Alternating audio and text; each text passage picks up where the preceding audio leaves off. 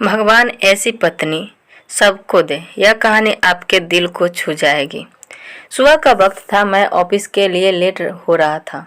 अक्सर मैं सुबह जल्दी तैयार हो जाता हूँ, लेकिन कल शाम ऑफिस का बहुत काम था, इसलिए देर रात तक जागना पड़ा। जागने की वजह से सुबह लेट उठा, इसलिए ऑफिस जाने में देरी होने लगी। मैंने बाथरूम में घुसते हुए पत्नी को आवाज़ लगाई कि वह मेरे कपड़े तैयार रखें। मैंने बाथरूम में ज़्यादा समय नहीं लगाया और जल्दी से नहाने के बाद बाहर आ गया। मैंने अपने बिस्तर पर देखा तो वहाँ कपड़े नदारद थे। मैंने गुस्से के स्वर में फिर से पत्नी को आवाज़ लगाया।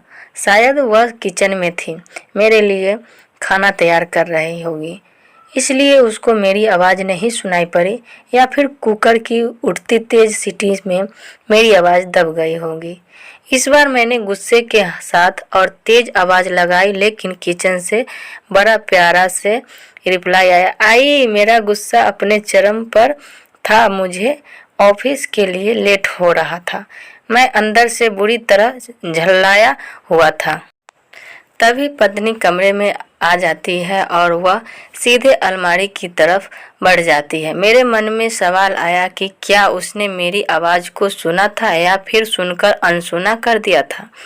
फिलहाल जो कुछ भी हो, वह मेरी तरफ देखते हुए कपड़े बिस्तर पर रख देती है और वहां से जाने को होती। अचानक से वह ऑफिस आती है और मुझसे बोली, अगर मैं तुम्हें किसी के साथ डिनर व फिल्म देखने के लिए बाहर जाने को कहूँ तो तुम क्या कहोगे? उसके पूछने का अंदाज थोड़ा अलग था। मैं समझ नहीं पा रहा था कि आखिर वह किसकी बात कर रही है और क्यों। शायद मैं जवाब देने के लिए तैयार था। मैं बोला, मैं समझूंगा कि अब तुम मुझसे प्यार नहीं करती।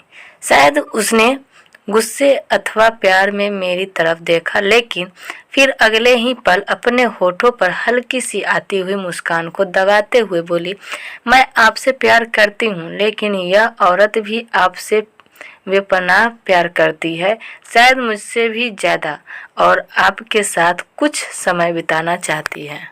मुझे पत्नी के मुंह से इस सवाल की उम्मीद नहीं थी। मेरे मन में एक सेकंड में हजारों सवाल ऊपर नीचे होने लगे। आखिर किस औरत की बात कर रही है और किससे मिलवाना चाहती है? ऐसे हजारों सवालों के साथ मेरा मन मुझे घेर रहा था। आखिर मैंने पूछ ही लिया कि किसकी बात कर रही हो। पत्नी ने बिना कुछ बोले एक तस्वीर की तरफ इशारा कर दिया। वह तस्वीर मेरी माँ की थी, जो मुझसे दूर रहती थी, जिनसे कई महीनों से मैं मिला नहीं था। शायद काम की वजह से मैंने उन्हें फ़ोन भी नहीं कर पाया। मैं अपनी व्यस्तता के कारण उन्हें समय ही नहीं दे पा रहा था। मैंने पत्नी की तरफ देखा। पत्नी ने मुस्कुराहट के साथ मेरा मोबाइल मुझे थमा दिया। मैंने माँ को फ़ोन किया और उनसे रात भर खाने और साथ में फिल्म देखने के लिए कहा। माँ मेरी आवाज़ सुनकर खामोश हो गई। शायद वरुण स्वर था, तुम ठीक हो ना? तुम दोनों के बीच कोई परेशानी तो नहीं? माँ ने पूछा। उनके लिए मेरा एकाएक इस तरह फ़ोन करना शायद किसी परेशानी का संकेत था। नहीं, कोई परेशानी नहीं, बस मैंने सोचा था कि आपके साथ बाहर जाना एक सुखद एहसास होगा।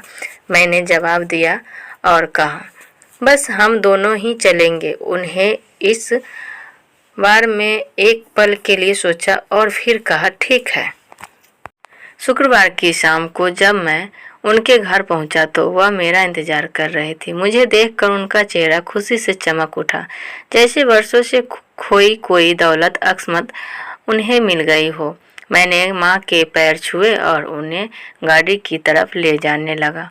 वह बार बार मेरी तरफ देखकर हल्के हल्के मुस्कुराकर गाड़ी की तरफ बढ़ रही थी।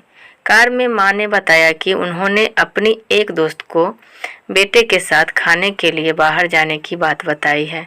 वह काफ़ी प्रभावित थी। फिलहाल हम माँ के पसंद वाले रेस्तरां तक पहुँच चुके थे, जो कि देखने में अब भी अच्छा और आरामदायक था। अंदर जाकर हम दोनों एक बैठ गए। मैंने पास रखे मेनू को उठाया और पढ़ने लगा। एकाएक मेरी निगाह माँ पर पड़ी। वह अभी भी मुझे देख रही थी, लेकिन इस बार वह मुस्कान गायब थी। वह उदास दिख रही थी। शायद मैंने मेनू पढ़ने में तो ज़्यादा समय नहीं लगा दिया। मैंने मेनू को साइड पर रख दिया। मैंने माँ से खाने के लिए पूछा। उन्होंने मेनू की तरफ इशारा करके मुझसे कहा, तुझे याद है जब तू छोटा था और हमारे साथ बाहर खाना खाने आता था, मैं भी तेरे लिए इसी तरह मेनू गौर से देखती और तेरे लिए अच्छा सा खाना ऑर्डर करती थी जो तुझको पसंद था। लेकिन अब वक्त बदल गया है, महंगाई भी बहुत हो गई है, तो शायद मेनू में कुछ नया दिख रहा हो। माँ का जवाब सुनकर मेरी आंखों से आंसू निकलने लगे थे, लेकिन मैंने खुद को संभाला और कहा, माँ, इस बार मैं आपके लिए मेनू पढ़ना चाहता हूँ। इसके बाद मैंने एक बढ़िया सी डिश माँ के लिए ऑर्डर की। खाने के समय माँ ने मेरे बचपन से लेकर अब तक के कई किस्से सुनाए। मुझे ऐसा लग रहा था मानो मैं वापस बचपन में आ गया हूँ। मुझे उस समय इतनी खुशी हो रही थी मानो सारी कायनात इसके आगे फीकी हो। बातों ही बातों में समय का पता ही नहीं चला। मैं माँ के साथ थोड़ा और वक्त बिताना चाहता था, लेकिन अंधेरा हो चुका था और माँ को उनके घर छोड़ मुझे वापस अपने घर भी जाना था। इन शब्दों का मतलब बाद में समझ आया, लेकिन फिलहाल मैं माँ को लेकर उनके घर पहुँच गया। अब वक्त था माँ से विदाई लेने का। माँ ने एक उम्मीद के साथ मेरी तरफ देखा और कहा कि अगली बार मैं उन्हें बिल का पेमेंट करने दूं तो वो मेरे साथ दोबारा डिनर के लिए आना चाहेंगी। मैंने मुस्कुराहट के साथ माँ से कहा, माँ, जब आप चाहो और बिल पेमेंट कौन करता है, इससे क्या फर्क पड़ता है। माँ ने मेरी तरफ देखा और मुस्कुराहट के साथ कहा कि फर्क पड़ता है और अगली बार बिल वो ही पे करेगी। इसके बाद मैंने माँ से विदाई ली और अपने घर की तरफ चल दिया। घर पहुंचकर देखा तो पत्नी मेरा इंतजार कर रही थी। उसने पूछा, कैसा रहा आज का दिन। बहुत बढ़िया, जैसा सोचा था उससे कहीं ज़्यादा बढ़िया, मैंने जवाब दिया। इसके कुछ दिनों बाद अचानक मुझे माँ के देहांत की सूचना मिली। उन्हें दिल का दौरा पड़ा था। यह इतना अचानक से हुआ कि मैं कुछ समय नहीं पा रहा था। मैंने माँ के लिए कुछ भी तो नहीं किया था। मैं वापस उनके साथ समय बिताना चाहता था, लेकिन अफसोस अपने व्यस्त समय के वजह से मैं माँ के लिए समय नहीं निकाल पाया। लेकिन अब पछताए होता क्या, जब माँ थी तब समय नहीं, और अब जब माँ नहीं तो पछतावा और अफसोस। माँ की मौत के बाद मुझे एक लिफाफा मिला। उस लिफाफे में उसी रेस्तरां की एडवांस पेमेंट की रसीद के साथ माँ का एक खत था, जिसमें माँ ने लिखा था, मेरे बेटे, मुझे पता नहीं कि मैं तुम्हारे साथ दोबारा डिनर पर जा पाऊंगी या नहीं, इसलिए मैंने 2 लोगों के खाने के अनुमानित बिल का एडवांस पेमेंट कर दिया है।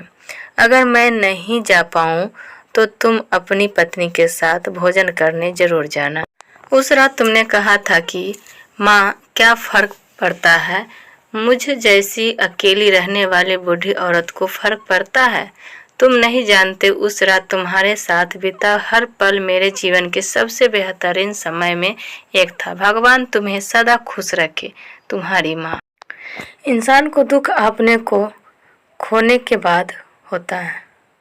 अगर समय रहते एहसास हो जाए तो जीवन में छोटी छोटी बातों से भी परिवार में खुशियाँ बांटी जा सकती है, और माता पिता तो जीवन की सबसे अनमोल धरोहर है। आपको यह कहानी कैसी लगी हमें कमेंट बॉक्स में ज़रूर बताइएगा दोस्तों। धन्यवाद।